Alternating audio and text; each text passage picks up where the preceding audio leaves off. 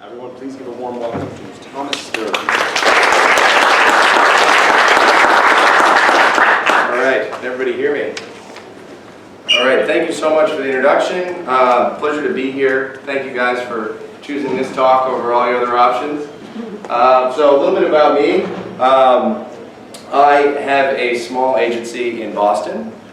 This is actually a photo of us at WordCamp last year, at the inaugural WordCamp US. For those of you that haven't been, it's going to be in Philly this year. Definitely worth attending and going to. So to start off on this talk, and to kind of prep for this talk, I interviewed and spoke with agencies kind of across the country. And part of this is going to be a little bit about process, and part of this is going to be about client experience. But what's important about this is to have a really successful, really awesome client experience is about having a really awesome process. So we're going to be talking about that. So these are some of the agencies that I interviewed and that were nice enough to donate their time. These are all people that are actually in the WordCamp community. And some of these brands are actually here representing the people at this WordCamp. But I've been talking to people since I got off the plane, and I've been talking to people, in general, just about their process, about how they, define improving the client experience. And so that's all we're going to be talking about today. So when we talk about experiences, there are certain situations where people have bad experiences. Now, I'm from Boston, and where we are, the DMV is not usually just one trip. You show up, you might not have the right paperwork. Even if you think you have the right paperwork, you get there and you don't. And so, at least my experience, everyone in my office, we dread going to the DMV. So as we're thinking about structuring this client experience, we want to be thinking about things that we ourselves wouldn't want to go through. Whether they're homework assignments, maybe that just don't feel like they're a fit. We want to ensure that this relationship is awesome.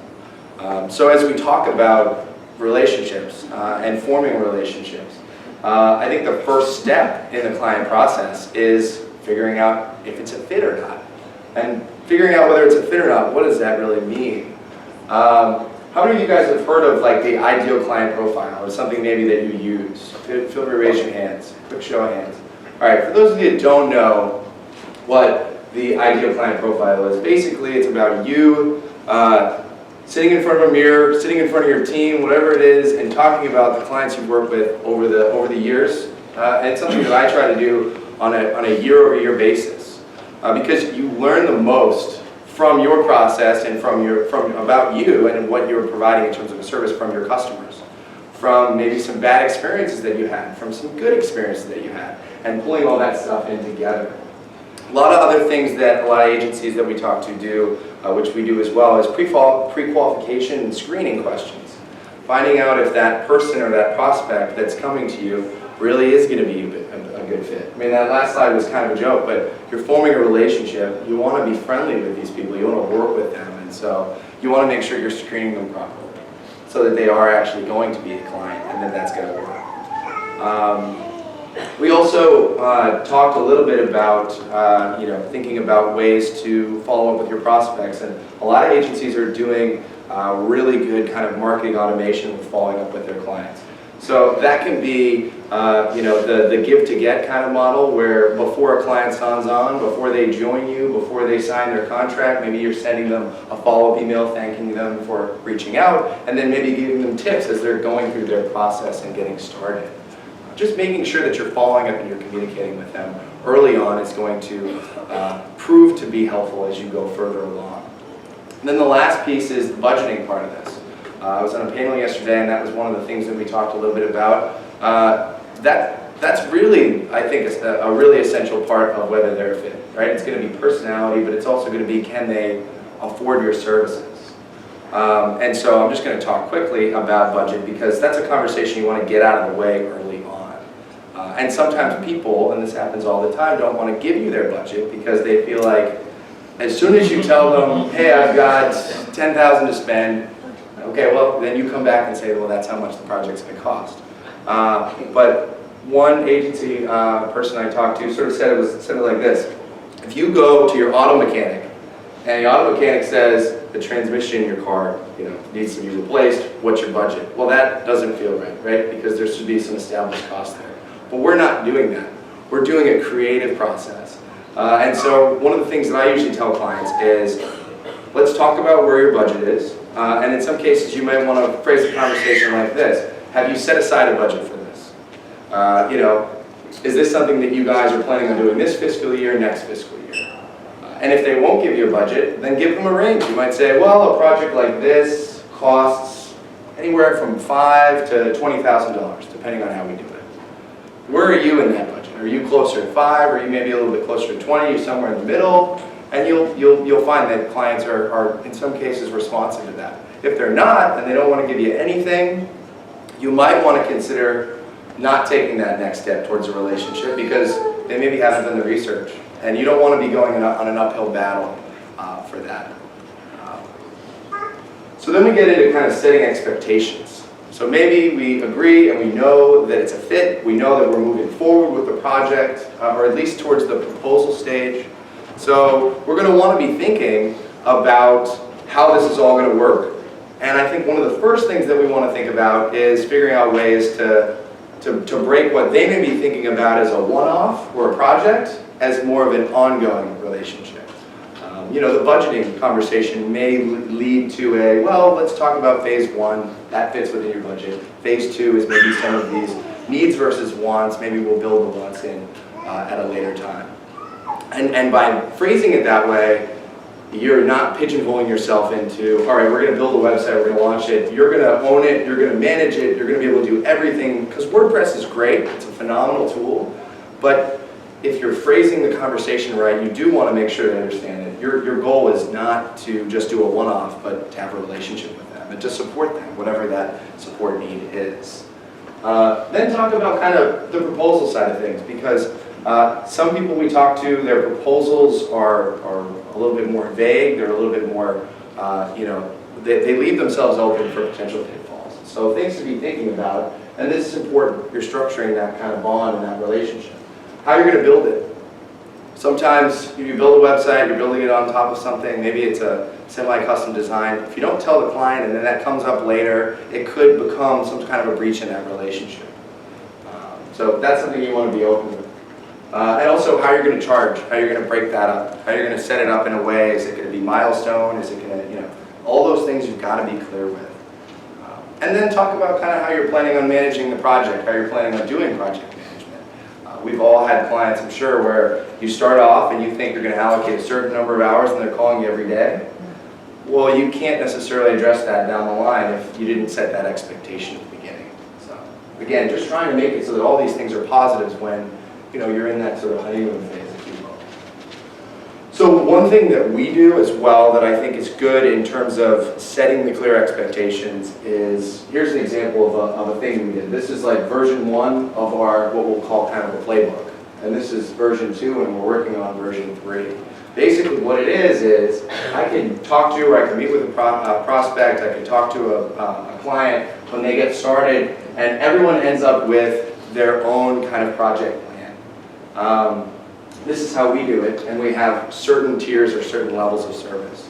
So we know every client has unique needs, but we've structured it in a way where we have certain levels of service, and there's customized solutions within, but we want to make sure start to finish that we have a winning track record of making sure we're going to deliver this project in a successful way.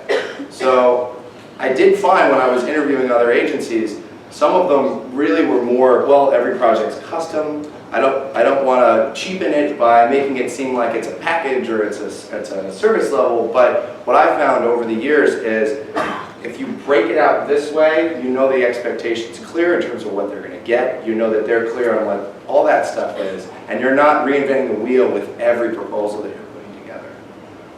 So that's something that we've done and it's been very effective. And we usually will provide a client a few examples of project plans based off of budget, time frame, all that kind of thing. So they can choose and they have a sense. And so that way if someone chooses an entry service level, but their needs seem to be at a higher tier, you can have that conversation. And it's not something custom that you created for them. So managing the project. One thing that I want to talk about that I think is important too is thinking about who's involved. You may have one contact, but maybe that's not the decision maker or the person that's actually signing off on the project. So you have this great relationship with this person, but the person that's actually making the decision may not have had the opportunity. So you've been talking through, you've been saying, you know, long form scrolling is really where we're moving, and this postage stamp look that you're going for really isn't future forward. Well, Ed's the guy that's making the decision. He never heard that conversation, so all of a sudden you're getting these design revisions that are bringing it back to that initial layout. So make sure that you're actually having a conversation with the key decision maker or makers the whole time. I've had projects where we didn't do that, and then that person leaves, and then we're working with that key decision maker, or someone else gets assigned. You lose the whole relationship. It just goes all out the window. So you don't want to do that. And then thinking about other ways to keep the client kind of happy and surprise-free, make sure that you're checking in frequently, telling them what's on your list, what's on their list. Some agencies, they just send a weekly email that would say, here's what we're doing, here's what you're working on. The communication thing, it seems like it's in some cases not the most fun part of the process, and sometimes we're scared maybe to over-communicate with the client because they may have more ideas, which may change the scope, but it's really important. That last piece, kind of addressing the scope and billing issues early. I've made the mistake too of not wanting to have the tough conversation of things that maybe weren't involved in the original project, but you really need to do that. And then project management tools, ways to kind of manage your project. Those are all things I think that are important ways to keep your clients engaged. Maybe managing or having tickets or other ways to kind of do that are important. So now we're started, we're developing this website, we're kicking off the ground, and we're in that first phase. And you know, you got to make sure that you're taking in all this great client feedback, but you need to also make sure that you maintain control, that you're the expert in that space. So we've all had situations where the client has an idea really of what they want the site to look like. We have an idea what the site is to look like, and we haven't created what is a relationship where they defer to your expertise. And so what happens in that case? Well, we end up delivering a final draft that doesn't fit what we were going for. And we're just so happy to just finally just launch this thing and move on and just not deal with it anymore. But if we do a better job of early on assessing and making sure that the client knows that, again, they need to defer to your expertise. And again, it's not their site, it's their customers' sites or their patron sites. So they should take your feedback into consideration. You got to pick your battles, but you don't want to end up with something like this. So as we get into the kickoff phase, I did talk to some agencies that have had pitfalls where they didn't actually have a contract signed before they get started. You don't want to be chasing a contract. That's just not something you want to do. Or having an initial meeting without a deposit. Those billing things really can get in the way and really wrench the relationship. You really want to focus on the quality of what you're doing. We already talked about kind of making sure that you're the expert here. Another thing that came up, some agencies that we talked to do preliminary wireframes and mock-ups, and that may not make sense for every project service level. But it's important to make sure that there is a design phase and a development phase, and that you get your design changes addressed at the beginning. Now, some agencies, they have a designer, they have a developer, and there's a clear separation. But you just want to make sure that when you're flipping it to the developer, that they're not going through and then all of a sudden having to bring you back in later in the process. So figuring out ways to get those early check-ins is really important. Making sure you get that client feedback in early is important as well. So now we're going to talk about kind of the communication associated kind of with your development side of things in terms of taking in all that kind of stuff. So as we're looking at what could be potential pitfalls or icebergs, I'd say, delays and timelines. How many people have had kind of delays where the launch was supposed to happen, but then it never happened? Okay, yeah. One thing that I did find when some people are structuring their contracts is they don't actually use the word launch as that final milestone. They use delivery. So that means you could deliver the website, and then if it takes them a month or two to get their content together, that's okay. I think that's an important piece. A lot of other agencies had a bad experience. One mentioned, he was actually waiting for payment for over a year. At that point, you pick the project back up. WordPress has done all these great things. Core needs to be updated. Plugins need to be updated. You don't want to have a situation like that. So some people are a little bit more flexible in terms of how they manage the process and in terms of how much time they give clients. But you want to make sure you do police them to follow the process.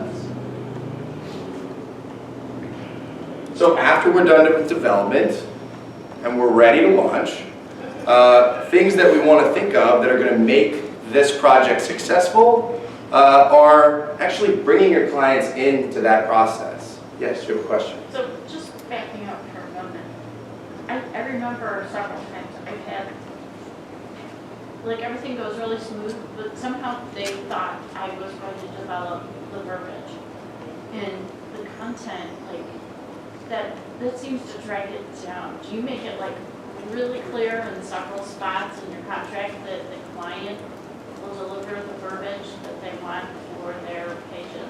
We do, but that happens all the time. I mean, the content thing is, in fact, in our contract it says content often overlooked. There's language in there specific to that because most people don't necessarily think about how important that is. And they're just focused on the design. And then you get there. So what some agencies do is they actually have a content approval step where clients have to submit content.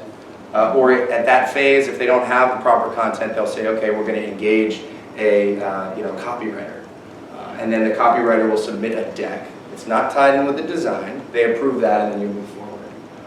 But they expect you to carve rainbows and unicorns and somehow magically make it up and you're just kind of like... Right. They expect you to know your business as intimately as they do, which is just not the case, and it's probably not the best way to target that.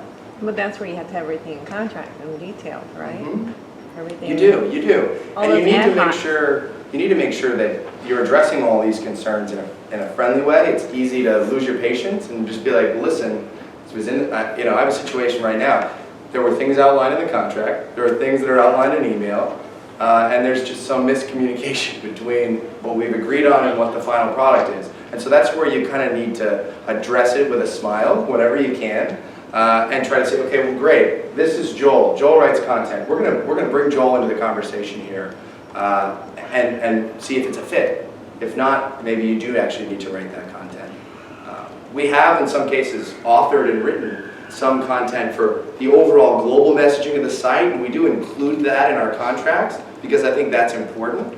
But the specifics about the services that you offer and all that kind of stuff, we usually have either the client write or we'll bring a copywriter in. But that is usually the #1 cause of delays, I find. So as we're looking kind of to set up success for launch, this is a big one for me. I like to get the clients involved for the testing, especially if there's like a form or something that needs to go to someone and it's tied to sales or tied to dollars, and we don't want that lead capture form going to no one. We want to make sure that they've gone through, they've tested, that we know exactly where it's supposed to go. So we actually share typically with our clients a checklist of some things that they should do prior to launch. We also share a checklist of things we're doing prior to launch. So again, we're transparent and they know what we're doing. And sometimes I'll send that email and we'll get a response and they'll say, oh, and what about XYZ? And that usually is something that we can then chat about in terms of that next phase of sort of what that ongoing relationship is. Another thing a lot of agencies are doing as well is training resources. We create custom videos and we embed them in the back of the website in a training section. WP Help is a free plugin that you can use and allows you to do just that. You can embed the videos directly from YouTube. It's pretty great. And there's some other solutions along those lines as well. So then that way you train the client. That training meeting sometimes can be them stressfully taking all these notes, and then you can show them that you have some videos that walk them step by step how to do things. What did you say that plugin was? WP Help is what it is. Yes. So as we're talking and as we've gone through and done sort of the launch and delivery, usually I find there's a dichotomy between what the next steps are. Even if you've done everything you can to address the concerns, right? Part of it is this, right? Website's done. What are the next steps? And that may be where they're sitting in the conversation, and you may be on the opposite end of the conversation saying, let's keep this thing going. So ways to do that. Not everyone's gonna sign on for an ongoing management package, despite how hard you may want them to, and despite how much it might be in their best interest. One of the agencies I talked to, they just recently delivered an e-commerce website using WooCommerce, and the client sort of thinks they can manage it all on their own. So it's about making sure you're staying in touch, because at some point there's going to be a time that they're going to need you. I actually set clients up so I send them a personalized thank you card, and then they get a box of brownies. It's got this big smile on the front of the card. I use send out cards to do that, and then they get cards throughout the rest of the year, and then a year later they get a card, and the front of the card has fireworks, and it says happy anniversary. So that's just one way where they get a physical paper card, and then we also do email drip campaigns as well, kind of keeping them up to speed on other stuff that we do. So those are things to do. Some agencies we talk to, they just do a good job of physically looking in their phone book, and 60, 90 days out, they call and they reach out. Don't forget to do that. Don't forget to reach out to the customers that maybe didn't sign on and didn't engage, because you never know when it's going to be a good time for them to do it. There may be changes in their business. So it's something to think about.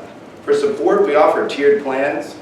Not every size is good for everyone. There might just be a baseline version where you're just making sure that you're the point of contact. If any hosting issues come up, you're there to make sure the plugins are up to date, all that kind of stuff. You may have some additional service plans that cover more. We also have a flex marketing program that covers a bunch of stuff for ongoing stuff. Maybe I missed it, but could you expand on the warranty? Yeah, no, I was just going to get to that. Oh. So we include a limited warranty in our websites. It's basically for the first 30 days, any issues, anything that comes up, it's totally included. But then after the 30 days, if they're self-managing the site and they're not signing up for something, that's where we kind of transition the liability, if you will, to them. If they sign on for any of our support plans, that warranty continues for the length of that plan.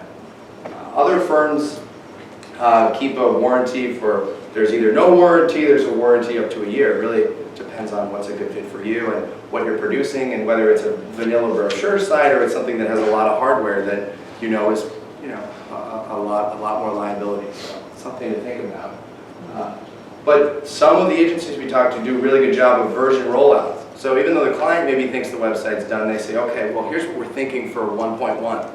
We're thinking about expanding this, adding in these new features, and you might have a client that then says, that sounds like an awesome idea. I didn't even think about that.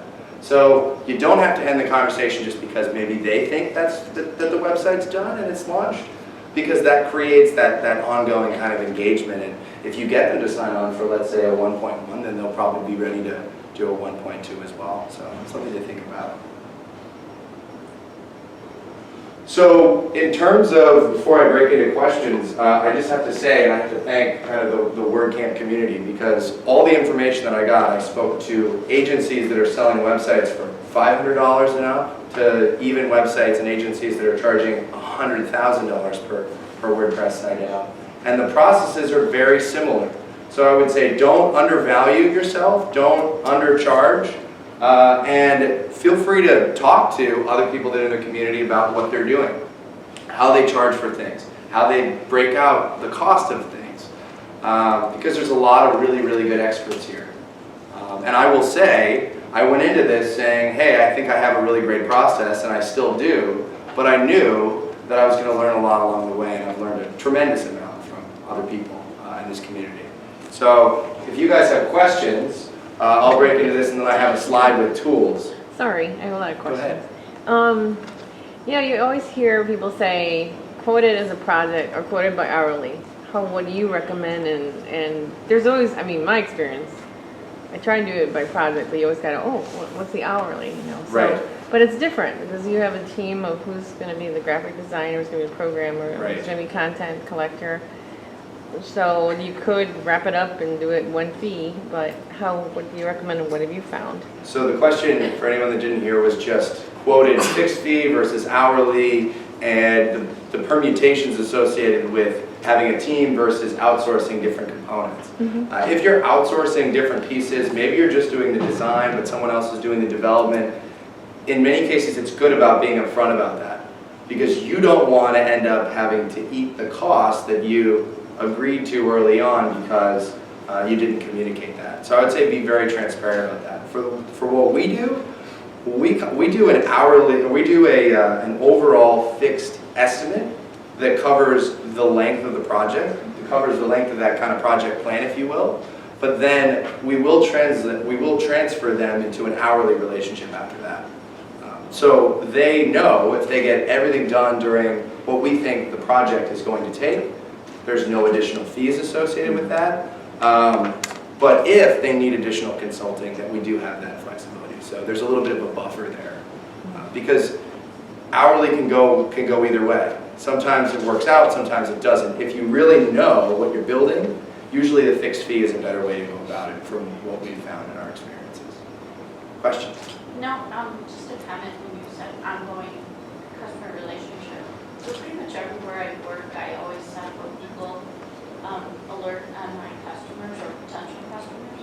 And then anytime I see like they want an award from their city or whatever, I send them off a little note. And they're always like, how did you even know? You know, it's like, well, here's the Kalamazoo newspaper or whatever. And it's just one of those little touch points that I think endears them a little more. I don't know. It's huge, it's huge. So Google Alerts are fantastic, and I should set up all my customers with it. I have some of them, and it's always a good time to check in when there's news. They may not even know that something was carried or published. And so it's you also know when they're being sold or being acquired. That's true, and it's a content opportunity and a PR opportunity. For all of our public projects, we do a press release afterwards, which we send out. We get a client testimonial. That's a great way to get your own PR and get PR from the client as well. You said something a little earlier about having a detailed proposal. I've done that myself, and you can mess around and get burned doing that. You know, where someone will take your proposal and say, this is all nice. Let me get somebody to do this for a lot less. You know what I mean? So how do you guys deal with that? Like, what's your process when it comes to your proposal at that point of yourself? So the question basically was, how detailed do you have a proposal before you're giving away too much of your IP or ideas in terms of how to approach a project? We're very detailed about the terms of the engagement. Right, okay. In terms of how we're going to approach the project, we're probably going to identify, in this case, like a content management system like WordPress. We're going to identify the components that the project is going to have. But we're not necessarily going to go into detail with any of the specifics that I'd be worried about it. And I would assume for a lot of the larger projects we go after, they're going to approach, one or two other firms at a minimum. So there's not too much around that. But I would say better to include more. And if you're getting pushback from a client that, hey, this contract seems too long or too detailed, or I don't like this clause about this, that could potentially be a red flag. So, yes? So kind of to add on to that, one thing that I like to do is deliver the proposal in person to the client. That way you sit them down and you can talk them through point to point. So, not only are they can't like physically steal it from you, also if you run into issues like everything that you talked about, you can deal with it right there instead of Yeah, I think delivering the proposal and giving it to them face to face, you get a really good read about your likelihood of what the next steps are going to be. You can address whatever potential obstacles or objections that they see in what you're presenting, and you can have a real dialogue with them. Sending it just via email is a little bit easier, but you lose that huge part of the conversation. And when we get back to that relationship side of things, that's really what is going to keep that client happy and keep them engaged. We have a question here and then another question there. I'm curious if you saw any commonalities in usage of software for managing projects like Basecamp or anything like that you're talking to. So I wish I saw commonalities in how people were using software, but what I've found, just as I've found on my own, is a lot of people are using a lot of different tools and a lot of different workflows. I think it has more to do with the size of the company you're working at and whether you're all in an office every day, or some of you are working virtually, or some are consultants. So there's not necessarily one tool that's right for the job. I did put together a list of tools that we use and that also came up, and I didn't include everything here, but I can kind of quickly tick down some of these. I use Pipedrive as sort of like my sales CRM side of things. Those of you that are using Google Apps, you should absolutely look into Mixmax. It's a phenomenal tool, and it basically has a ton of features to your email in terms of follow-ups and things like that. Teamwork is a new tool that we're using, which is replacing Asana for us. A lot of people are using Asana. For me, it didn't give me like the 5,000-foot view that I needed. It was great for managing the tasks down here. But what's nice about Teamwork is I can look and I can see the whole length of a project and where each project is, which one being delivered here versus delivered here. And that makes it easier for me from an employee standpoint in terms of figuring out who's going to be the right person to take on that project. So then that way we have a better sense for delegating the workload. Bid Sketch is one that came up that people use for proposals. I use PandaDoc. Basically what it does is it allows you to create drag and drop really nice, really slick looking proposals that look awesome, and you can easily replicate them. You can put in variables, so you can put the client name throughout the proposal and it'll automatically handle all that for you. Those are definitely worth considering. Some people are doing proposals in Word documents still. I think it's worth at least trying some of these online solutions. I get some good analytics from it too, so it'll tell me what page they spent the most time on. So I'll know, hey, they spent 5 minutes looking at the copyright section. Maybe they have a question on that, or they were really looking at the second level of service I provided them. They spent most of the time there. So maybe when I have the conversation with them, I should focus my efforts there. I think we all know what Slack is. It's awesome. It's amazing. Freshdesk we use for ticket systems. Envision, if you haven't heard of it, is phenomenal for sharing visual drafts of your work. So if you have a mock-up of what a website's going to look like and you want the client to see it, approve it, take notes on it, that's really good. But yeah, I'll leave those up there if anyone has questions about those. We had a question over here though. Did you? Oh, yeah. And then we have a question in the back. I forgot it now. Well, how do you deal with a creeping client? It's a lot. Creeping scope? Yeah, so, yeah, sorry. The creeping too. It's really hard. It's really hard to deal with the Creepy client. creeping scope. And it's really client by client. You kind of need to try to understand what it is that's preventing them. I have a project now where the person that we're working with is doing everything they can to get us everything they can, but there are decision makers that are involved that are putting in extra obstacles. But it's about having the conversation and saying, where we are now, we're going to be moving you to an hourly consulting relationship because we've delivered the product, we've delivered the website, and they have some small changes they want to make prior to launch, but that's not really part of the original project because our project plan was clearly laid out, and we're past that now. And you just, again, you need to approach those with smiles, as much as it can be frustrating when you're repeating yourself about what you feel like you clearly laid out. Question in the back. Yeah, kind of related to scope creep, or you talked about using Envision, so I think someone else had a similar question. I know you're having a lot of this conversation up front, but what are some of the tools or techniques or things that you've said to people that kind of want to see the design before the design process starts? In other words, they want the architect to give them a blueprint for free. So how are you handling that part of the conversation when you, and a lot of clients understand that they should pay for a design, but some of them want to see the design before you do the design. So how do you handle that? That's a good question. Marcus Lemonis has this show. I don't know if anyone's seen it. It's called The Prophet. And one of the things that I think that he says is, don't let anyone get in the way of your process. So what I would educate a client on there is we're not in the design phase yet. And if that's a big sticking issue for them and they want to see it before they pay for it, then I'm not going to change my process to accommodate something like that, even if it seems like a really, really good fit, because you're setting up bad expectations going forward. And I approached a client like that earlier. We signed on, project plan, everyone's happy, everyone's ready to go. And as soon as we kick the project off, it's, well, let's change this whole plan and let's do it this way. That really doesn't work because if you concede early, you're going to be conceding all the time. You're going to be breaking all your rules. So I would say try to stick to the principles and find out why it is that the client, wants to see it early. Did they have a bad experience before? Take a look at some of the work you've done and use that as your tool to close that deal. I just wanted to add, because I was in the corporate side and working with web development for this corporate website. And it really upset me because the buyers have so much control of what to do.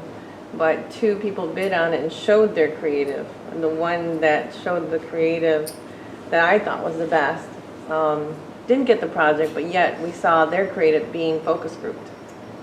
So, and I thought that was very unethical. I had a project that we won, and we did not submit a copy of what it was going to look like, and other firms did, and then they used those designs in the design meeting, and I was like, we're not going to talk about these designs. I mean, we can talk about, maybe very generally, maybe some things that you like, but that's totally inappropriate. Right. But I'd say don't work on spec. There's an awesome video. I can't think of the name of it, but it's done by a creative agency, and it's this guy going around and saying he wants a coffee on spec, he wants a lunch on spec. He's meeting with an architect, and he says, "Can you show me the plans? And if I like the plans, then we'll move forward." You just need to focus on another deal. You need to focus on another prospect. Yep. I've turned the on-spec discussion on its head a little bit. The company says that to me, what I said to them is, go to WordPress.org/showcase, so all of the best quote-unquote websites. Select 2 or 3 sites that you like there. I'll go and check the theme that they're using. You'll get the site that it looks like. And it's funny, it's like more often than not, they actually like that approach as a way to get at somewhat what the site used to look like. Because essentially you've got a library of some of the best designs that WordPress can build. Yeah, I mean, in that case, to summarize sort of what you're saying, if the plan and the budget dictate that you're going to be doing a template-based approach, well, then yeah, you might be able to show them. But I do find if you show someone a template, you're sort of pigeonholing yourself. And you're giving them too much flexibility kind of early on, because then they may say, okay, well great, actually now I want it to spin and do a dance and jump off the page. And then at some point you're trying to grab the reins back in. But there are circumstances that if it does seem like a fit, certainly that's an approach you can take. Yep. Backtrack a little bit. So as far as ongoing work and marketing programs and service you offer, can you give like a broad example of what that may be? Are you talking SEO sort of services, or what does that mean for you? Is it client by client? What is like a general? Sure. So we have 2 sort of general support options. We have what we call our VIP support program, which gives you access to us updating the website, can give you access to a help desk if you have questions and things like that. And so that's geared more towards supporting what you already have, new plugins, anything like that. And then we have what's called a our Flex Retainer service. And that's really more geared towards a flexible number of hours every month that the client agrees to. And we use that for any number of services. Graphic design. In some cases, after we do the website, we want to roll out some print collateral to go with all the stuff that we've done. And I'll usually do that in a Flex Retainer approach as opposed to, again, another one-off. Because it gives, again, you're demonstrating that ongoing relationship. You make the brochures, they love the brochures, they're like, oh, we have something else. As opposed to you quoting at each step. You're working together with them on stuff like that. I have some more info on that if you want to chat after about it. Other questions? I got 5 minutes left. Yep. Will you share your slides on Twitter? I will. I don't tweet much. Don't judge me. But there will be I'll do that when I get home. Other questions? Do you have to get it from Twitter? Yes, I do. At Stroltech. No. Do I have to get it from Twitter, or are you going to post it with WordPress and Arbor? I will post it there too. I'll post it anywhere that I can. It'll also be on our website, on our blog. Okay. So. Yes. Do you have any suggestions for a solo freelancer as far as managing workflow. Like, right now I have an existing client who signed on to do a redesign, signed the contract, paid the deposit. It's not moving forward because I'm waiting for the content, the same problem she brought up. But, I mean, for me, that's a real problem because at a certain point, it's like, I'm waiting for this and it's preventing me from taking on other work. Do I need to put in a clause that says you go to the back of the line if you don't get this to me, or what would you recommend? There's two approaches to that. Some of the agencies I talked to were really flexible, much more flexible than I feel we are. They'd pick a project up, they'd put it down, they'd pick up another one, and they have enough in the queue that that's sort of how they do it. Where I'm much more geared towards making sure we keep the momentum. Because what I feel is when you put a project down, you lose a lot of the conversation. You gotta go back to your notes. You start to forget stuff. They forget stuff, and then the quality of the end product isn't there.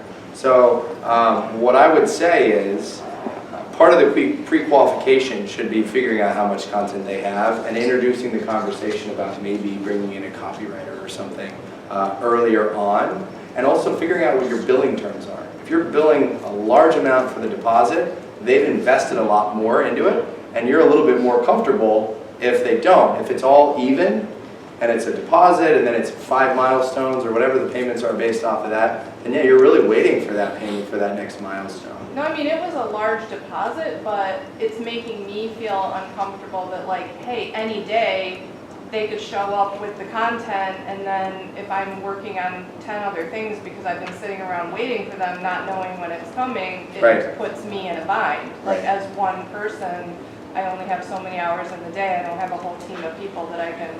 Right.